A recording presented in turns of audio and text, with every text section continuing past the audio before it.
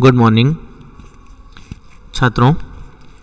BA तृतीय वर्ष कला थ्योरी पेपर के अलावा इसमें एक प्रैक्टिकल पेपर भी होता है जिसका सिलेबस मैंने आपको पिछले वीडियो में शेयर किया था।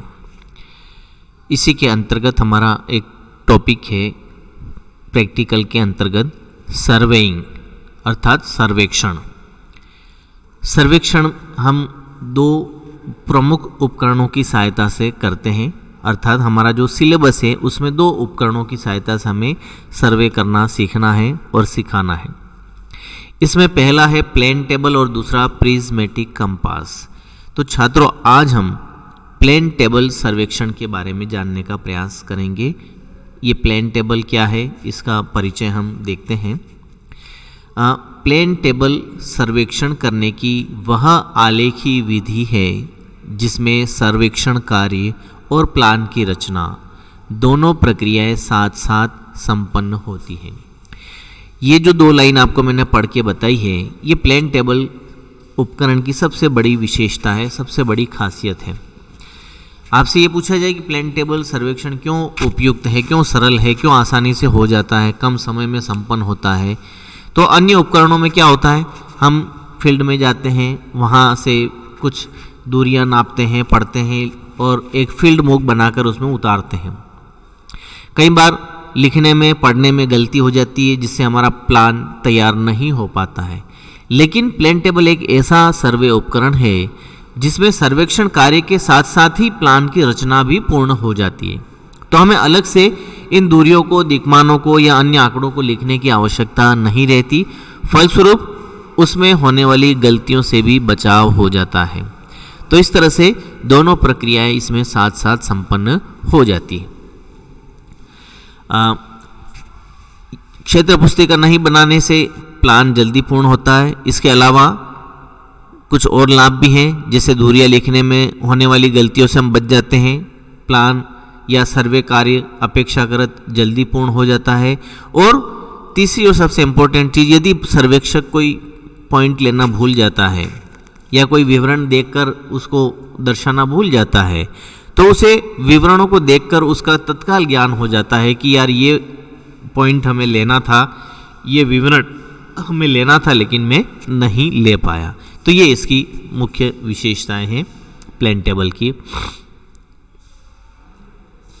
तो ये एक तरह से काफ़ी उपयोगी और प्रामाणिक उपकरण है और छोटे क्षेत्रों के लिए, खुली सीमा वाले क्षेत्रों के प्लान बनाने में ये आसान है।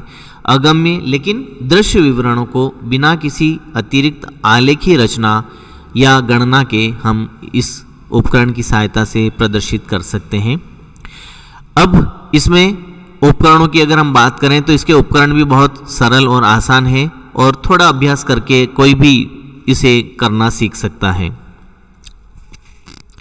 कौन कौन से उपकरण प्लेन टेबल के अंतर्गत प्रयुक्त होते हैं, उन उपकरणों की हम बात करते हैं।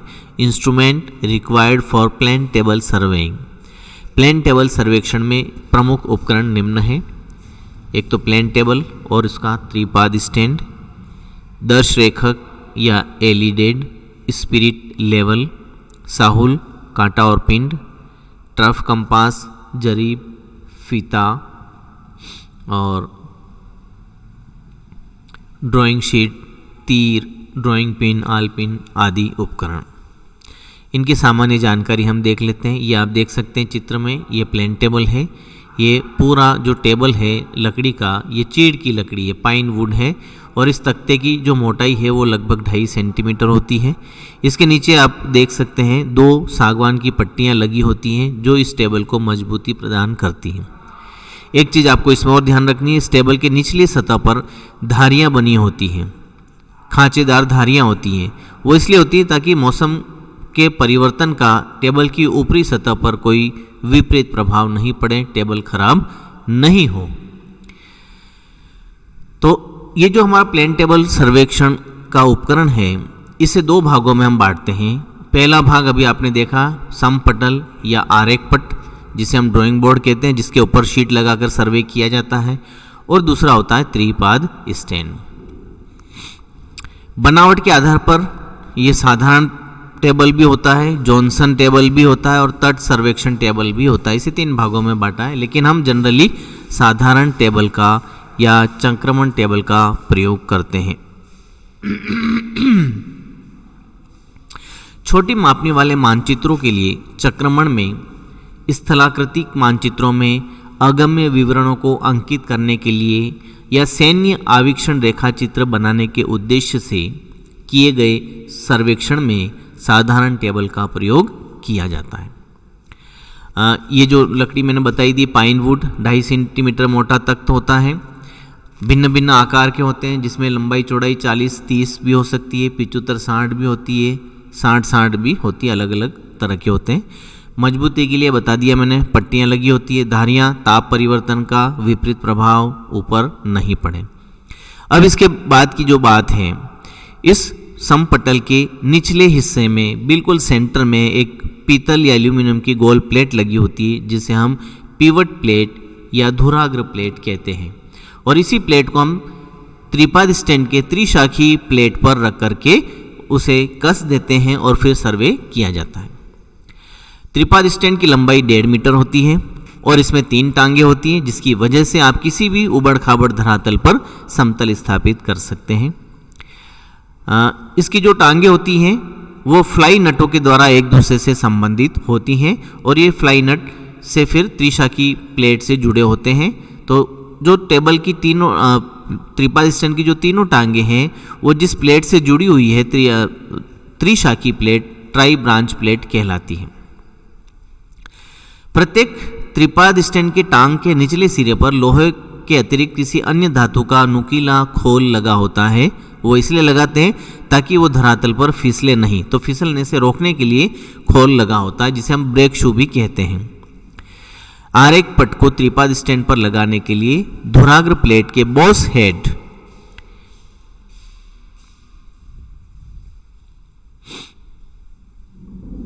को त्रिशाखी प्लेट के छिद्र में डालकर त्रिशाखी प्लेट में लगे बंधन पेच को टाइट कर देते हैं और फिर इसका सर्वे के लिए उपकरण तैयार हो जाता है।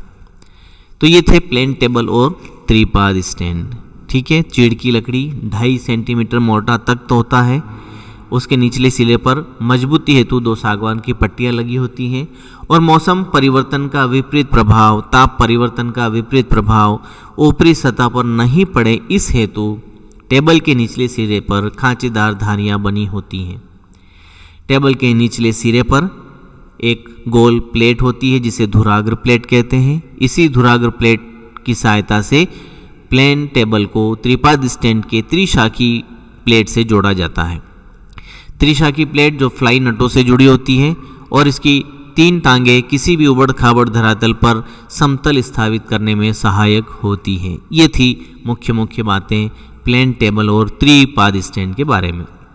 अब इसके अन्य उपकरणों की अगर हम देखें तो एक होता है दर्श रेखक या एलिडेड। प्लेन टेबल में उपकरण करने वाला ये दूसरा महत्वपूर्ण उपकरण है जो 2 स्टेशनों के मध्य की दृष्टि रेखा की दिशा में शीट पर किरण खींचने के काम आता है। ये भी 2 तरह के होते हैं, साधारण और दूरदर्शी। हम जनरली साधारण एलिडेड का उपयोग करते हैं। ये पीतल, सागवान या किसी कठोर लकड़ी से बना होता है। इसके समानांतर किनारे पर पटरी के दोनों सिरों पर मोड़कर रखे जा सकने वाले 2 फलक होते हैं, जिसमें एक आई वेन और एक ऑब्जेक्ट वेन होता है।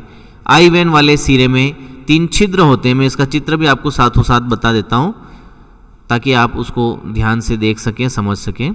ये है आपका एलिडेड। आप इसको देखेंगे, एक सिरे पर ये आई वेन, ये फलक लंबवत होना चाहिए जब भी हम विकिरण खींचे, दोनों फलक। तो आई वेन में 3 छिद्र आपको दिखाई दे रहे हैं। इन छिद्रों को हम अवलोकन छिद्र कहते हैं, इंग्लिश में आई होल कहते हैं। ये एलिडेड का दाहिना किनारा है जिसे प्रवणित करके उस पर स्केल बना दी जाती है और इसी किनारे से हम विकिरण खींचते हैं। टेबल की शीट पर जब आलपिन लगाते हैं तो आलपिन को इसी किनारे से सटाकर रखा जाता है, तो ये किनारा कार्यकारी किनारा कहलाता है। ऑब्जेक्ट वेन, ये सामने जिसमें आपको हॉर्स हेयर लिखा हुआ है, जिसमें घोड़े का बाल लगा होता है या कोई पतला धागा या तार लगा होता है, तो इसको हम ऑब्जेक्ट वेन कहते हैं। जब हम लक्ष्य निर्धारित करते हैं तो आई वैन ऑब्जेक्ट वैन की सीध में रख करके रेंजिंग रोड को देखा जाता है। अर्थात आई वैन, ऑब्जेक्ट वैन और हमारा रेंजिंग रोड या हमारा लक्ष्य, इन तीनों को सीध में रख करके विकिरण खींची जाती है। तो ये उपकरण हमारा एलिडेड या दर्श रेखक के नाम से जाना जाता है। इसके 3 छिद्रों को भी मैं बता देता हूँ। इसमें जो 3 छिद्र होते हैं, इसका उपयोग ये होता है कि यदि कोई विवरण हम जहाँ खड़े हैं वहाँ से ऊंचाई पर है तो निचले छिद्र का प्रयोग करते हैं, और यदि हमसे कोई विवरण नीचाई पर है तो हम ऊपर वाले सिरे का प्रयोग करते हैं, और जब आमने सामने है, बिल्कुल मध्य में है, तो हम मध्य वाले चिन्ह का प्रयोग करते हैं। और लंबाई साधारणतः इसकी 40 से 50 सेंटीमीटर तक होती है। यह था हमारा एलिडेड। अब इसके बाद आता है हमारा स्पिरिट लेवल। स्पिरिट लेवल किस काम आता है, ये चीज़ आपको समझनी है। हम जब प्लेन टेबल से सर्वेक्षण करते हैं और जब धरातल पर उसे लेकर जाते हैं तो सबसे पहले हमें उस उपकरण को समतल स्थापित करने की आवश्यकता होती है, और समतल करने के लिए हम प्लेन टेबल की टांगों की सहायता से उसे आगे पीछे करके लगभग समतल कर लेते हैं। लेकिन समतलन की जांच हम स्पिरिट लेवल की सहायता से करते हैं। तो टेबल पर स्पिरिट लेवल रखते हैं, उसे बारी बारी से चारों कोनों पर और फिर मध्य में रख करके प्लेन टेबल को समतल स्थापित करते हैं। तो इसका उपयोग समतलन में होता है। इस स्पिरिट लेवल में एल्कोहल या स्पिरिट भरा होता है। जब इस नली में स्पिरिट या अल्कोहल भरते हैं तो कुछ रिक्त स्थान छोड़ दिया जाता है, और इसी रिक्त स्थान की वजह से इसमें हवा का बुलबुला बन जाता है, और ये हवा का बुलबुला हमेशा ऊंचाई की ओर भागता है। तो इससे हमें पता चल जाता है कि कौन सा भाग ऊंचा है और किस तरफ से हमें इसे समतल करने की आवश्यकता है। अगला उपकरण हमारा साहुल कांटा और साहुल पिंड है। जब हम धरातल पर जाते हैं तो धरातल पर किसी एक बिंदु को हम निर्धारित करते हैं जहां से हम दूरियां नापते हैं। तो धरातल के किसी बिंदु की उसके ठीक ऊपर आरेख पट पर या प्लेन टेबल पर स्थिति ज्ञात करने या आरेख पट पर लगे प्लान में किसी पूर्व अंकित बिंदु को ठीक ऊपर रखने के लिए इस उपकरण की सहायता ली जाती है। अगर इसको दूसरे शब्दों में कहें तो इसकी सहायता से धरातल के किसी स्टेशन पर प्लेन टेबल का सेंटरिंग या केंद्रण का कार्य किया जाता है। तो जब हम धरातल पर किसी स्थान पर प्लेन टेबल को केंद्रित करते हैं और उस केंद्र की स्थिति कागज पर दर्शाते हैं तो इस प्रक्रिया को हम केंद्रण या सेंटरिंग कहते हैं, और इस सेंटरिंग का काम साहुल कांटा और साहुल पिंड की सहायता से किया जाता है। इसके 2 भाग हैं। एक साहुल चिमटा जो टेबल पर लगा होता है, उसमें कांटा होता है, उसकी नोक जो होती है चिमटे की वो, और जो साहुल पिंड होता है जो नीचे हम लटका कर रखते हैं, वो दोनों एक ही बिंदु को दर्शाते हैं। अर्थात वो पिंड धरातल की बिंदु को और उसी के ऊपर चिमटा और उसकी नोक कागज पर उस बिंदु को प्रदर्शित कर सकते हैं। तो इस तरह से हम साहुल कांटा और पिंड की सहायता से केंद्रण का काम कर लेते हैं। अब केंद्रण हो गया। इसके बाद एक पॉइंट हमारा और बचता है इसमें, वो है आपका उत्तर दिशा का निर्धारण। उत्तर दिशा के निर्धारण के लिए एक हमारा उपकरण होता है जिसे हम ट्रफ कंपास के नाम से जानते हैं। ट्रफ कंपास में क्या होता है, एक चुंबकीय सुई लगी होती है और ये चुंबकीय सुई हमेशा उत्तर दिशा की ओर भागती है।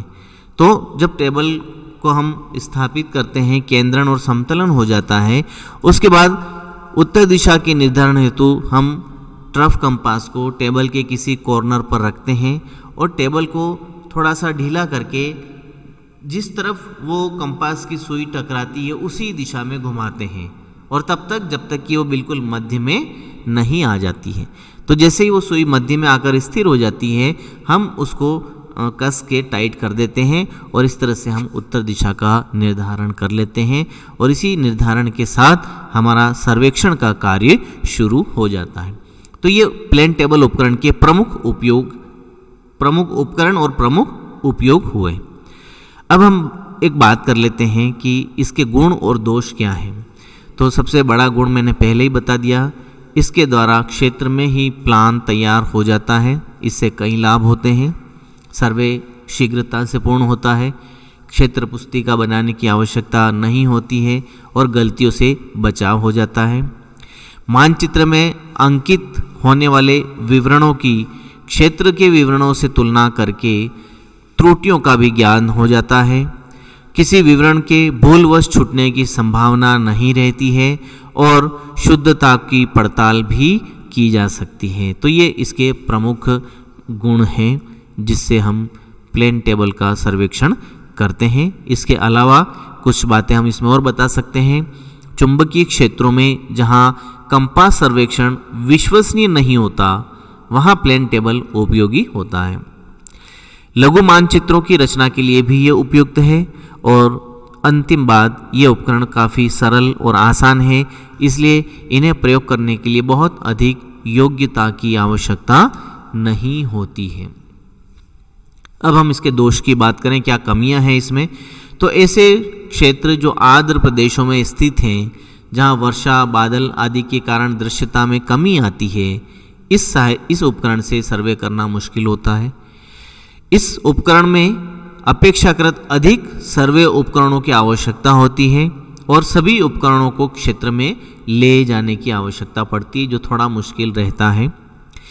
टेबल और त्रिपाद स्टैंड आदि भारी उपकरणों को एक से दूसरे स्थान पर लाने ले जाने में कठिनाई होती है। और अंत में क्षेत्र पुस्तिका के अभाव में एक बार अंकित प्लान को पुनः किसी दूसरी मापनी पर अंकित करना मुश्किल होता है। तो छात्रों, ये था हमारा प्लेन टेबल सर्वेक्षण और उसके उपकरणों के बारे में सामान्य जानकारी। तो उम्मीद करता हूँ आपको ये पसंद आई होगी और आपको काफ़ी मदद भी मिली होगी। अगले वीडियो में हम फिर मिलेंगे, तब तक के लिए थैंक यू।